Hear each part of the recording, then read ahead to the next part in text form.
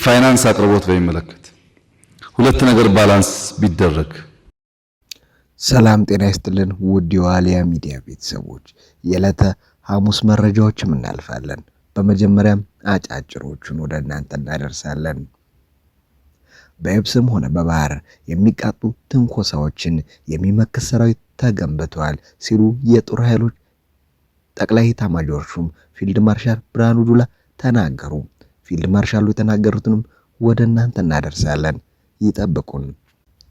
የአማራ ፋኖ ብሔራዊ ኃይል በጎጃም ራስ ቢትወደድ መንገሻ አቲከም 5ኛ ክፍለ ጦር የወንበርማ ብርጌድ ወቅታዊ መግለጫ ማውጧል። በመግለጫው ብዙ ነገሮችንም ዳሷል። በዚህ ላይም ሰፋ ያለ ማብራሪያ ይዘናል። ይጠብቁን። በኢትዮጵያ አድሰንስ አካውንት አገልግሎት ማቋረጡ ተሰማ። ዩቲዩበሮቹ ክፍያ ማግኘትም አልቻሉም ተብሏል። በዚህ ላይም ሰፋ ያለ ማብራሪያ ይዘናል፣ ወደ እናንተ እናደርሳለን። በዝርዝር ወደምናገኘው መረጃ እናልፋለን። በየብስም ሆነ በባህር የሚቃጡ ትንኮሳዎችን የሚመክት ሰራዊት ተገንብቷል ሲሉም የጦር ኃይሎች ጠቅላይ ኤታማዦር ሹም ፊልድ ማርሻል ብርሃኑ ጁላ ተናገሩ። ፊልድ ማርሻሉ ይህንን የተናገሩት በሕዝብ ተወካዮች ምክር ቤት የውጭ ግንኙነትና የሰላም ጉዳይ ቋሚ ኮሚቴ የመከላከያ ሚኒስቴርን የ2017 በጀት ዓመት የ10 ወራት እቅድ አፈጻጸም ሪፖርት በገመገመበት መድረክ ነው።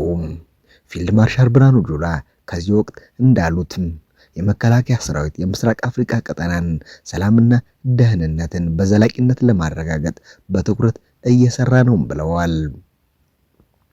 የኢትዮጵያ የባህር በር እንድታገኝ ከቀጠናው ሀገራት ጋርም በትብብር ለመስራትና በጋራ ለመበልጸግ ያላሰለሰ ጥረት እያደረገች እንደምትገኝም መግለጻቸውንም ኤፍኤም ሲዘግቧል። በአሁኑ ወቅትም በየብስም ሆነ በባህር የሚቃጡ ትንኮሳዎችንም የሚመክት እንዲሁም የሀገሪቱን ሉዓላዊነትም የሚያስከብር ሰራዊት መገንባቱንም አስገንዝበዋል ተብሏል። የመከላከያ ሚኒስትር አይሻ መሐመድ በበኩላቸውም ተአማኒነት ያለው ነፃና ገለልተኛ ወታደራዊ የፍትህ ዳኝነት እየተሰጠ መሆኑንም ጠቁመው የሰራዊትንም አስተማማኝ ሎጂስቲክ ክምችትም ማሟላት መቻሉንም ተናግረዋል። ወደ ቀጣይ መረጃ ስናልፍም የአማራ ፋኖ ብሔራዊ ኃይል በጎጃም ራስ ቢትወደድ መንገሻ አቲከም 5ኛ ክፍለ ጦር የወንበርማ ብርጌድ ወቅታዊ መግለጫ ማውጧል። በመግለጫውም የአማራ ሕዝብ ትግልን ለመጎተት የምትሞክሩ ስርዓቱ ልጓም ጎታቾቹ የፈረሱንና የመቃብር ስርዓቱንም እየተጠባበቀ ያለውን ይህ ድርጅትም መልሶ ለማቋቋም የምትጥሩ የእናት ጡት ነካሾችም በተገፋውና በደል ጭቆና እየደረሰበት ላለው ታላቁ የአማራ ሕዝብ ስም ከድርጊታችሁ እንድትቆጠቡ ሲሉም የወንበርማ ብርጌድ ያሳስባል። በዚህም ይህ ስርዓት ከወደቀበት ለማንሳት ማገዶ ማታቃብሉ የአማራ ሕዝብ ላይ እሳት የምታነዱ ወዳደሮቹ ከጠላቶቻችን በላይ እናንተን የህዝባችን የእናት ጡት ነካሾች ናችሁ። በወንበርማ ወረዳ ሽንዲ ከተማ ላይ የቤቶች ማህበር መሬት ለመምራት እየተንቀሳቀሳችሁ ያላችሁ የባህዴን ጡት ነካሽ ልጆችም የበፊት በደል በህዝባችሁ ሳይበቃችሁ አሁንም ስርዓት ሎጂስቲክ፣ የጥይት መሳሪያ፣ የተለያዩ የጦርነት ማቴሪያሎችን መግዣ እንጂ የህዝብ መሰረታዊ ልማትም እንዳልሆነ ግልጽ ነው። ስለዚህ ገቢ የምታሰባስቡ የወረዳው ብልጽግና አመራሮች ከድርጊታችሁ ማትቆጠቡ ከሆነ የወንበርማ ብርጌድ አስፈላጊውን እርምጃ ይወስዳል ሲልም ይናገራሉ። የቤት ማህበር ልትደራጁ በሙሉ በእውነቱ አሁን በአማራ መሬት መኖር ቤት መገንባትም ወቅቱ ሳይሆን 3-4 ካሬ ሜትር የመቃብር ቦታ ምንከፋፈልበት መሆኑንም ለእናንተ መናገር ልጅ ለእናቷ ምጥ ማስተማር ይሆናል። ነገር ግን ጆሮ ዳባ ልበስ ብላችሁ የፈረሰውን ስርዓትም በኢኮኖሚ በፖለቲካም በየትኛውም ዘርፍ መደገፍ የስርዓቱ ህይወትም ለማቆየት ወይም ከመቃብር ተነስቶ ዳግም በአማራ ህልውና ትግል ላይ እንቅፋት እንዲሆንም መሰናክል ከመሆንም ራሳችሁን እንድትቆጥቡ ሲል የወንበርማ ብርጌድ በአብሮነትም ያስተላልፋል። ይህ የማያደርጉ የማህበሩ ሰብሳቢዎችና አባላት ላይ ድርጅታዊ እርምጃ እንወስዳለንም እንገደዳለንም ሲሉ ይናገራሉ። ወንበርማ የምርት ማማ መሆኗንም ግልጽ ነው። ነገር ግን ስርዓቱ አርሶ አደሮችን በግብዓት ዋጋ ግሽበትና እጥረት ኢኮኖሚ እጥረትም እያካሄደባቸው ይገኛል። ሆኖም ግን በእንቅርት ላይ ጆሮ ደግፍ የምትሆኑ የግብዓት አቅራቢ ነጋዴዎች በትክክለኛ ዋጋ እንድታቀርቡ እንዲሁም ትክክለኛውን የግብርና ዘር እንድታቀርቡ ሲልም ብርጌዱ በጥብቅ ያሳስባል።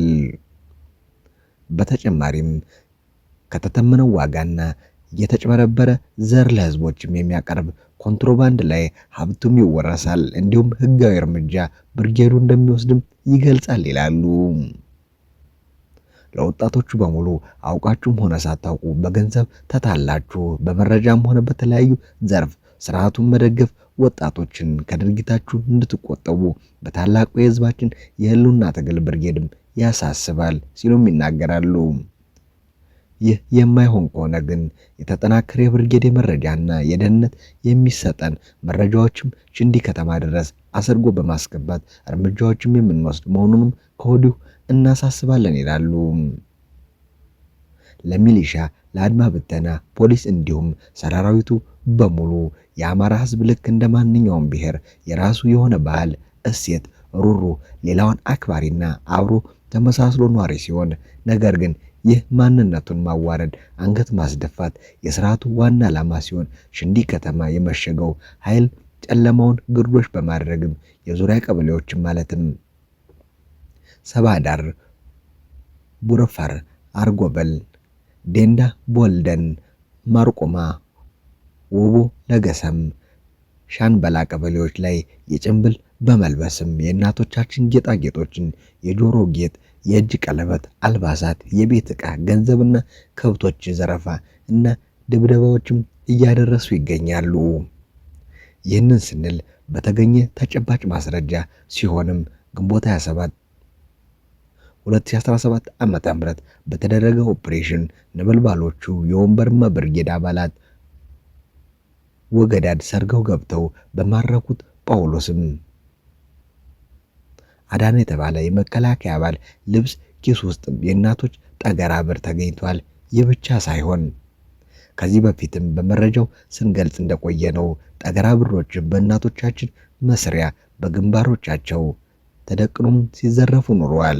ይህ ቀፋፊ ተግባር በእናት ተጨክኖ እየተደረገ ያለው ፋኖና የህዝብንም ለመነጠል የሚደረግ አጉል ፖለቲካ አወቅን የሚሉ የአእምሮ ድንቁርኖቶች ናቸው ሲሉም ይገልጻሉ። ይህ ደግሞ ጨርሶ የማይታሰብ ነው። የወረዳችን ህዝባችን ጠንቅቆ ያውቀዋል። አትልፉ። የስርዓቱ ሌብነት በግልጽ ወረዳችንም የታወቀበት ህዝብንም ሲዘርፍ፣ ሲገድል፣ ሲደበድብ፣ ሲያሰቃዩ እንዲሁም ከባድ ወንጀል እየፈጸመ እና ብርጌዱ ከውድመቱ ሲያድናቸው የቆዩ ልቦችንም እንደ ጎሹ ደሰለው እና ግብረ አበሮቹ በፍቅር ተቀብሎ ፋኖን በሰላም ጥሪ ተቀብለ ሲል መደስኮሩ የወረዳችን ህዝብም ተሳልቆበታል። ስለዚህ በራሳችን ህዝብ ላይ ለወዳችሁ ብላችሁ ይህንንም ቀፋፊ ተግባርም የምትፈጽሙ የስርዓቱ አገልጋዮች፣ ሚሊሻ፣ አድማ ብተና፣ ፖሊስም ዞር ብላችሁ ጠብታችሁን ያደረጋችሁትን የእናት ጡት እዩት እና ወደ ቀልባችሁ ተመልሳችሁ ትግሉንም ተቀላቀሉ ሲሉም የወንበርማ ብርጌድ ያሳስባል ሲል ፋኖ ኢንጂነር ካሳሁን አማን የወንበርማ ብርጌድ ህዝብ ግንኙነት መምሪያ ኃላፊ ነው የገለጸው።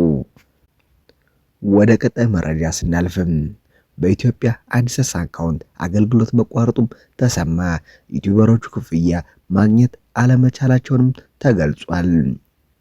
የጉግል ኩባንያ አንድ አካል የሆነው አድሰንስ አካውንት በኢትዮጵያ ስራ ካቆመ 9 ቀናት መቆጠራቸውንም ዋዜማ ዘግባለች። የገንዘብ መክፈያ መንገዱ በኢትዮጵያ ስራ የቆመበትን ምክንያት እስካሁን እንደማይታወቅ ያስረዱት ዋዜማ ያነጋገረቻቸው ባለሙያዎች ችግሩን ለመቅረፍ ከጉግል ኩባንያ ጋር እየተነጋገሩ መሆኑንም ገልጸዋል። አዲስ የዩቲዩብ ገጽ እየተከፈተ ያሉ ግለሰቦችም ሆነ ተቋማት ከላይ የተቀመጠውን መስፈርት አሟልተው ዩቲዩብ ገንዘብ መስራት እንዲችሉ ቢፈቅድላቸውም የጉግል ኩባንያ አገልግሎት በማቋረጡ ገንዘብ ማግኘት እንዳልቻሉም ዘገባው አመላክቷል። ወደ ቀጣይ መረጃ ስናልፍም ኢትዮጵያ በሩሲያ ድጋፍ የባህር ኃይል ዋና መስሪያ ቤት ግንባታ 95 በመቶ መጠናቀቁም ተገለጸ። ከ3 አስርት ዓመታት በፊት የባህር በር ያጣችው ኢትዮጵያ አዲስ አበባን ጃንሜዳ እያከናወነች ያለውን የባህር ኃይል ዋና መስሪያ ቤት ግንባታ በቅርብ እንደምታጠናቀቅም ተዘግቧል። የጠቅላይ መምሪያውን ግንባታ 95 በመቶ መጠናቀቁንም ስፑትኒክ አፍሪካን ጠቅሶ አፍሪካ ቢዝነስ ኢንሳይደርም ዘግቧል። ይህም ኢትዮጵያ የባህር በር ባይኖራትም ብሔራዊ የባህር ኃይልን ዳግም ለመገንባት ያላትን ምኞትም የሚያሳይ አንዱ እርምጃ መሆኑንም ዘገባው አመልክቷል።